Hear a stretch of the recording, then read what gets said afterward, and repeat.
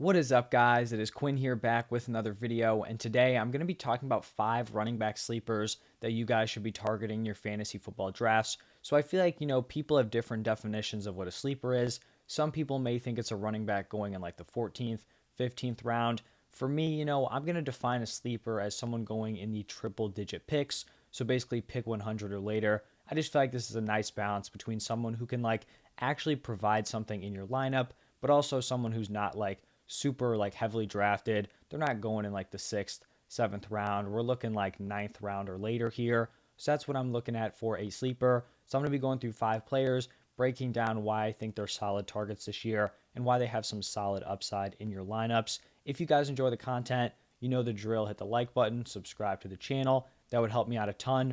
But let's jump into the first sleeper, and it is going to be Rhamondre Stevenson. And being totally honest, a month or two ago, I was totally set to just avoid this Patriots backfield. Every year, it kind of seems like it's going to be a headache. You never know what player is going to be the number one. You always have one guy getting the rushing work, someone else is the receiving back. The production's all over the place. You can't even trust that a guy's going to be the number one the entire game. They fumble, they get pulled, and it always just turns into a headache. So I was totally willing to fade Dameon Harris, fade Rhamondre Stevenson, fade all these guys. But the more I kind of think about it, I am coming around to Rhamondre Stevenson here. He had a solid rookie season, played in 12 games, rushed for 606 yards, 5 touchdowns, targeted 18 times, caught 14 of them for 123 receiving yards. He finished as the running back 42 in PPR points per game. Right now, he is being drafted as the RB 37 in the 9th round. And I think the, kind of upside here for Rhamondre Stevenson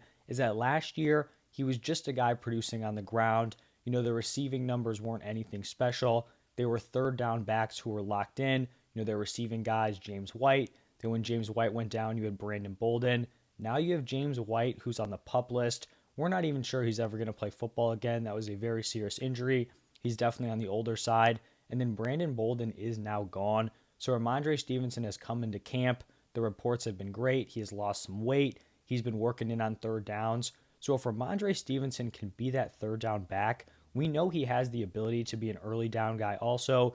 Dameon Harris, we just know they are never going to use him as a pass catcher. So if Rhamondre Stevenson can come in, get some of the carries, I'm talking 40% of the carries, and then he's also operating as a receiving down back, he's someone who can be very, very valuable. I talked about how it's kind of a headache owning these running backs for the Patriots, and while it is true, they do produce. The running backs for the Patriots will give you solid production. So looking back at last year, the top running back each week for the Patriots averaged 15.9 PPR points per game. That is really, really solid production. You just have to figure out what guy is going to be producing those numbers. So for me, if Rhamondre Stevenson has an inside track to be the receiving guy, I think we do have to worry about Ty Montgomery a little bit because he's been impressive.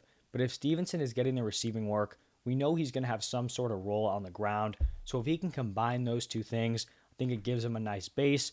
Then, Dameon Harris slips up, Dameon Harris gets injured. Then you see Rhamondre Stevenson kind of opened up for a big, big role in this offense.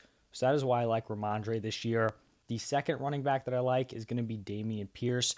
Really, this just comes down to the lack of competition in this backfield. He's sharing that backfield with Marlon Mack, who rushed for 101 yards last year. Was a healthy scratch for chunks of the season, coming off of that torn Achilles in 2020. So maybe Marlon Mack is going to be the number one to start off. But this is kind of just the idea where if Dameon Pierce has any sort of talent, he should be beating these guys out. So Marlon Mack is there. Then you have Rex Burkhead, who is 32 years old. He was in the mix, last season. Actually finished with some solid fantasy performances, just being given a ton of volume out of this backfield. Honestly, Rex Burkhead, it's kind of crazy he is still in the league as a somewhat functioning running back because he's 32 years old, was never a good athlete, has a ACL tear. I think it was in his age 30 season. So it's impressive he's still even in the league at all. And then you have Dare Ogunbowale, always butcher that, but he's never rushed for 150 yards in a season. So the competition is just very, very limited here. We've had reports out of training camp that Pierce has been impressive. If you look back in 2021, the leading rusher on the Texans averaged 13.1 carries per game. That's a really solid base to have. So if he can be that number one option, getting around 13 carries per game is very, very solid. The new offensive coordinator, Pep Hamilton, has talked about improving the team's rushing efficiency. That was a big, big issue last year. Of all the running backs on the Texans roster, I'm talking the guys who had 100 carries, the guy who had 50 carries, 20 carries. The highest yards per carry in that backfield was 3.5. So they were just brutally bad in terms of efficiency. So if that efficiency can get bumped up a little bit, this does seem like a situation where it's not like the passing attack has a ton of firepower. They're going to want to have a balanced offense. I think Dameon Pierce can come in, have a role in this offense. He can be a solid, probably like fringe running back 2 option if he gets that role. At the running back position, right, like being on a great offense isn't massive. It helps because you have touchdowns, all this stuff, but you can produce on bad offenses. You just need the volume. Dameon Pierce is a guy who should have an opportunity to get that volume, competing with Marlon Mack, Rex Burkhead, Dare. These are not like elite competitors in that backfield. So I like Dameon Pierce as a later round running back. Another guy we have here is Isaiah Spiller. He's being drafted as the RB46, like the 11th, 12th round. I really think he has the inside shot to be the running back 2 for this Chargers team. And this is something you're kind of going to see. We're at this point in the draft, 11th round, 12th round. I'm not really targeting these players who like have a floor of like an RB4, because it's like, are these players ever going to crack my lineup? I want players who may not be, playable on a week-to-week basis, but these are players that can give you serious upside with a potential injury or some sort of shakeups to their offense. So right now it looks like Isaiah Spiller can be the running back 2 behind Austin Eckler.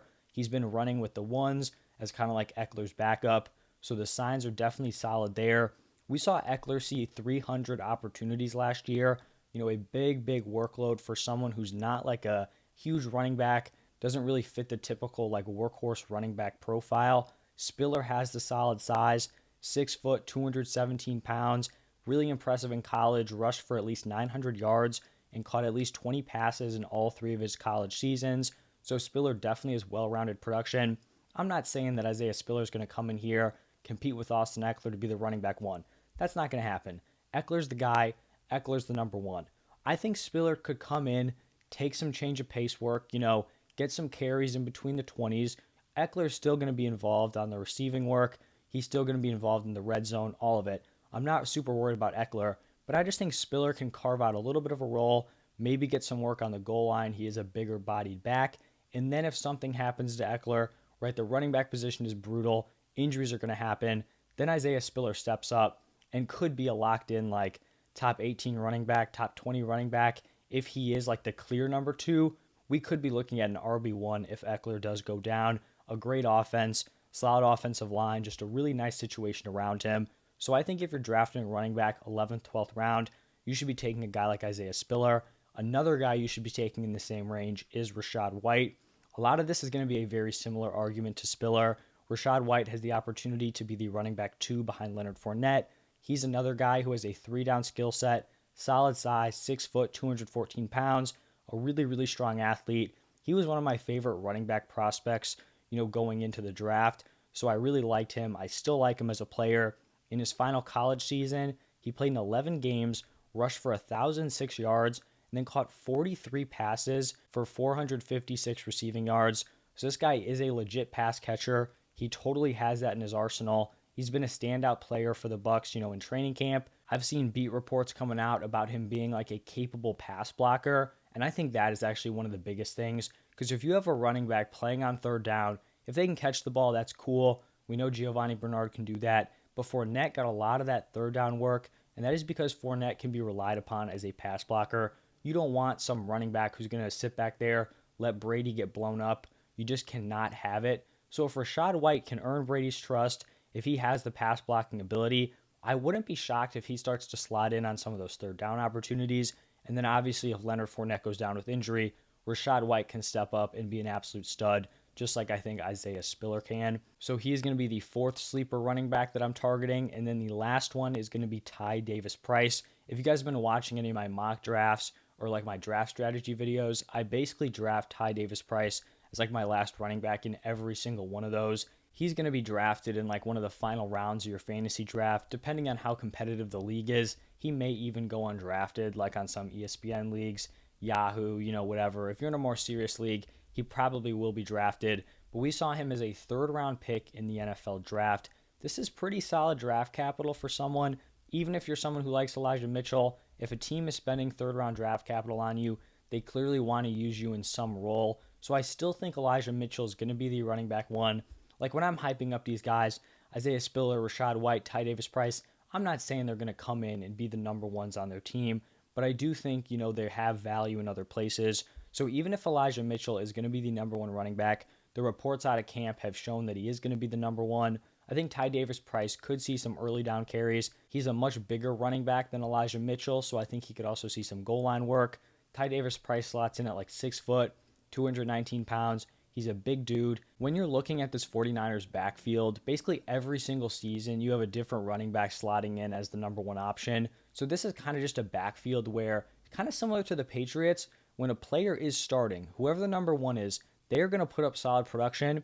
It's arguably even more of a headache than the Patriots backfield, but it's one of these things where instead of targeting the top dog, I'm not going to be targeting Elijah Mitchell because I feel like there's a decent fall off, injury, whatever, just kind of uncertainty of the season where Kyle Shanahan's going to throw in a Ty Davis Price or one of these other backups. Trey Sermon could be the guy this year. We have no idea. But in these uncertain backfields, I want to be taking shots on some of the cheaper guys. I think Ty Davis Price could have a role. They clearly like him, picked him in the third round. So he's one of these guys where I think he could, get a few opportunities a game. But if Elijah Mitchell goes down, I think he could step in, just kind of betting on the uncertainty of the NFL season mixed in with the uncertainty of the 49ers coaching staff. I mean, remember last year, it was Raheem Mostert. We were hearing great reports about Trey Sermon. He could be the number one. Then we go into week one. People drafted Trey Sermon in like the 6th, 7th round. He's a healthy scratch. Mostert tears his ACL. And then all of a sudden, Elijah Mitchell is like this league winner off of waivers. We just don't know what's going on with this 49ers backfield. So I'm betting on the uncertainty and with Ty Davis Price. So those are my 5 running back sleepers. We had Rhamondre Stevenson, Dameon Pierce, Isaiah Spiller, Rachaad White, and then Ty Davis Price. Let me know what you guys think about those players down below in the comment section.